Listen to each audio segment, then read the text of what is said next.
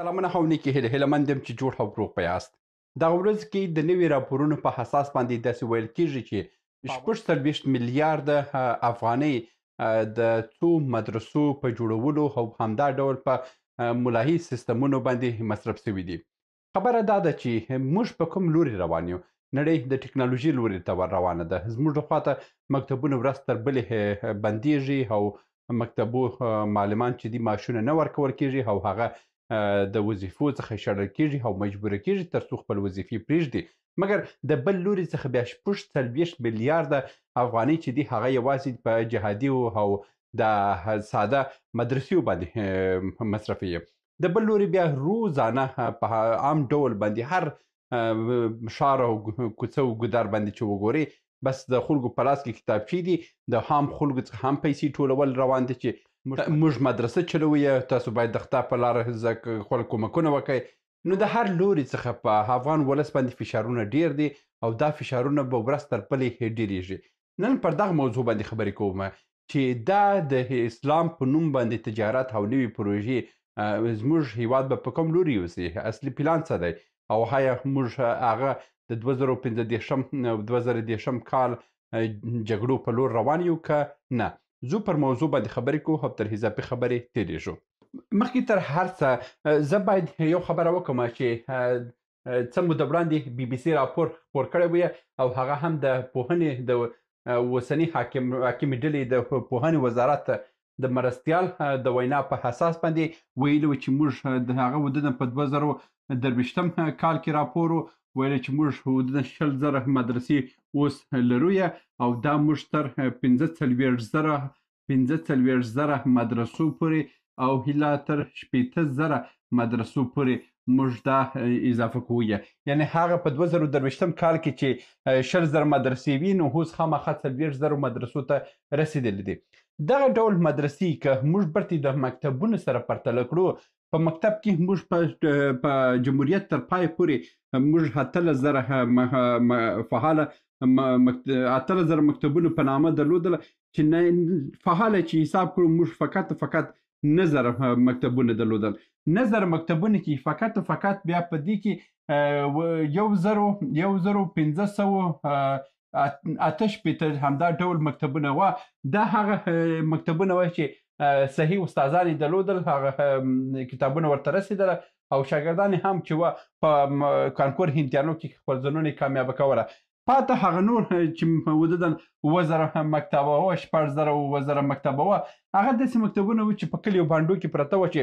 یا به استادان صحیح نه وه او یا به خیالي استادان پکښې کوه یا به شاګرد په وخت باندې نه ورتلو. او یعنی که موږ ووایو په ټوله افغانستان کې په صحیح ډول باندې موږ په جمهوریت تر اخر پورې موږ 2,000 مکتبونه درلودله، یعنی که تر دې اضافه موږ نه درلودل په صحیح ډول باندې. او که بیخي مسلکي لیسیات کو، مسلکي لیسي په ټول افغانستان کې په هر ولایت کې یو دوه لیسي وه، یعنی موږ به شپېته تر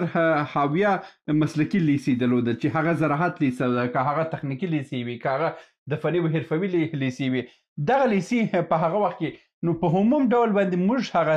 قدري سیستم چې وی یوازې 2,000 وی.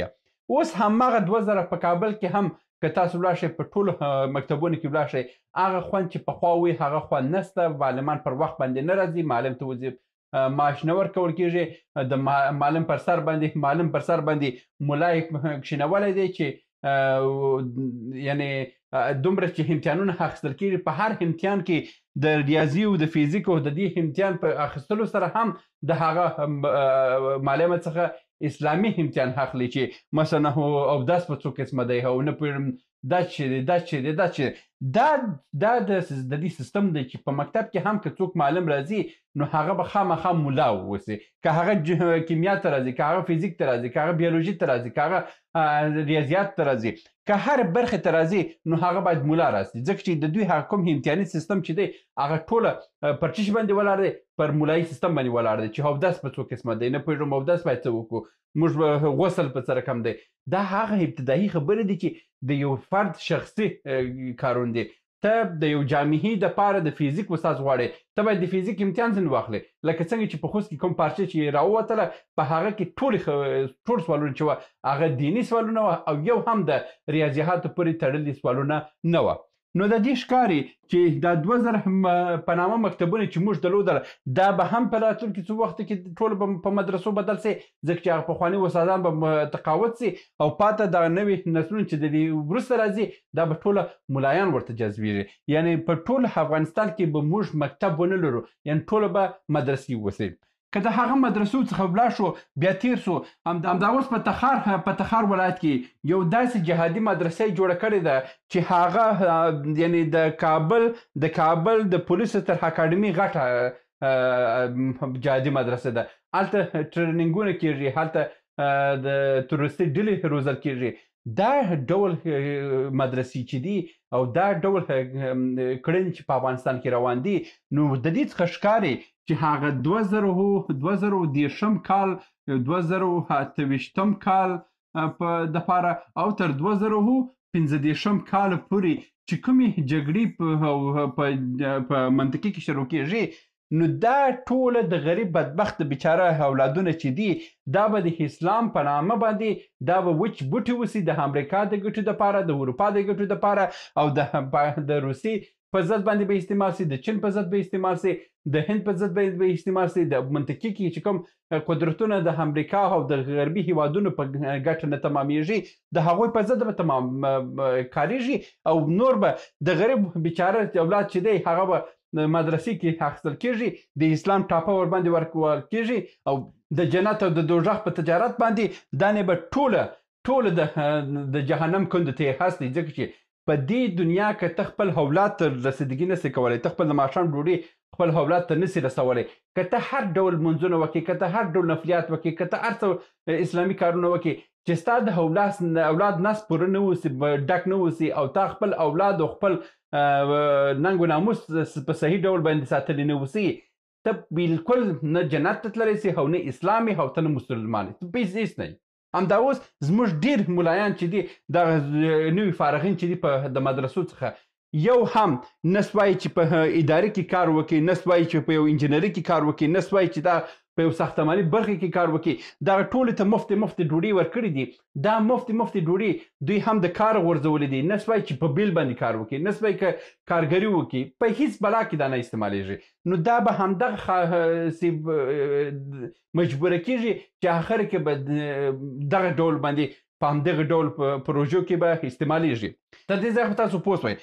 څو موده وړاندې مې تاسو ته ویلي وه چې په افغانستان کې تلویزیونونه هم بندیږي او د افغانستان تلویزیوني نشرات به هم محدودیږي په کلیو بانډو کې ولسوالیانو کې او همدا ډول په ټوله جهاني نشرات به هم بندیږي او افغانستان به یو داسې هیواد پاتې سي چې هلته به هر څه وحشت پېښېږي نړۍ به خبر نه اوسي او نړۍ به ترې نه خبرېږي ښه مثال هم دغه دی چې د امریکا غږ بند سو د ډیوه راډیو بنده سوه مشال او ازادي راډیو بنده سوه همدا ډول بي بي سي پښتو به هم بنده سي همدا ډول ډېر نورې کوم د پښتو په برخه کې کوم د دري ژبې په برخه کې چې کوم افغانستان دپاره نشرات درلوده د ډېرو هیوادو داسې تلویزیون شبکې به بندې سي او دا به پاتې سي افغانستان به پاتې اوسي همدغه ملایان ته به پاتې اوسي او د دې نه وروسته به بیا په همدغسې پروژو کې استعمالیږي چې دا د غریب اولادو بس ټوپک ورته ورکېږي چې ورځه ولاړ شه که دې مړ کړې هم ته جنت ته ځي که مړ سوې هم جنت ته ځي په دواړو خواو کې کریډټ دی او دلته چې بیا مور یې پاتې کېږي خور یې پاتې کېږي او ماشومان یې پیدا کېږي د دې په مور و خور باندې چې څه عزت یې لوټېږي د دې په خویندو باندې چې څه کوم عزت لوټېږي دغه اوس کې دا کوم کسان چې د طالبان په لیکو کې د جمهوریت په وخت کې ګرده مړه سوه د دې کورنیو حالات څوک لري معلومات لري چې د دوی ژوند په څه ډول تېرېږي د دوی اولادونه په کوم ډول باندې تېرېږي هېڅ همدغه چې مړ سوی بالا خبره خلاصه دوی تر کوم ځای تاسو ساتي تر هغه ځای چې تاسو ورته کار کوئ چې کله هم تاسو ګټه ورباندې قطع سوه بالا تاسو هم د ګټې وړ نه یاست بالا ورباندې هاخوا ورځئ د تقاوت موضوع خو مخکې هم دوی د منځه وړی دي چې دا سود دی او دا ګناه ده نو چې دا سود سوه دا ګناه سوه دا کوم کسان چې ته اخلي یعنې مطلب دا دی چې د غربي هیوادو د پروژو دپاره مفت بوټی دی چې بس باخه مړې که او ویې غورځوه نه به کورنۍ ته روپیه ورکول کېږي نه به کومک ورکول کېږي بس به هغه دنیا کې به دې ته جنت ورکول کېږي همدغه جنت په نامه باندې راتلونکي نسلونه او راتلونکي ځوانان به ټوله انتحاري وحشي او ځانبي انسانان به اوسي په افغانستان کې چې نه به د نړۍ د یو ګوټ سره موږ ارتباطات ولرو، نه به سیاسي رقابت ولرو، نه به علمي رقابت ولرو، نه به اجتماعي رقابت ولرو، نه به علمي رقابت ولرو. په هر برخه کې به پښتون قوم همداسې تباه کېږي او پښتون قوم به یو وحشي قوم درته جوړېږي. او همدا ډول په افغانستان کې شته نور قومونه چې دي، هغه که تاجک دی، که هغه ازبک دی، که ترکمن دی، که هر کوم دی، هغه د مرکزي اسیا هیوادو ته نږدې قومونه چې پراته دي هغه به لا وحشي کېږي، ځکه چې اصلي پروژې پر هغوی باندې دي او افغانستان به یو ځانبي وحشي او در په دره هیواد. او دا حالت په افغانستان باندې راتلونکی دی. هغه خبره معلومه ده چې یو آباد کال د پسرلي څخه ښکاري، نو دا کوم پروژې او دا کوم سرپانګونې هم دا کوم کارونه چې په افغانستان کې روان دي دا یې نښې دي. دا خو څو زما خبرې. بله خبرې دا دی چې همدا اوس په افغانستان کې اوس بل یو بل تجارت شروع شوی دی. بل تجارت څه شی دی؟ هغه دا دی چې وروره منه هر کس په لاس کې کتابچه نیول شوې ده، په هر کوڅه کې، په ښار کې، په داسې کې روان دی چې زه مدرسه جوړوم. پخوا په مسجد باندې دا تجارت روان و چې زه مسجد جوړوم. مسجدونه په 10 کاله هم نه جوړېدل، دا ورکې به پیسې اخیستل او جیبو ته یې اچول. اوس ښه کار یې شروع کړی دی. هر یو چې بس په کور کې پیسې په کمې سوي بالانو کتابچې ولاړ شي هلته چاپ کړي او راسي بس په کوڅو کې دروازې هم ټکي د کورو چې پیسې راکړئ موږ مدرسه جوړوي. او که مجبوره دی چې حتی 100 روپۍ او 50 روپۍ چې ورکړي وباندې خاندي چې تا په دا ډول باندې غواړې ته جنت ته ولاړ شې، بیچارهکیان رټي بې عزته کوي تر څو چې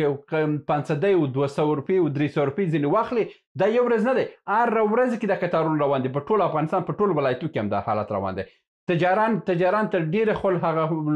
لوی تجاران چې وه هغه خو بیخي تر پزیسي وه، ډیرو خل ولایتونه هیله کړي دي، په نور ولایتو تللي او بعضې قوي تجاران چې په کابل کې وه داسو کې وه دوی هم بیخي د افغانستان نه وتلي. که دا ډول حالت په افغانستان کې ووځي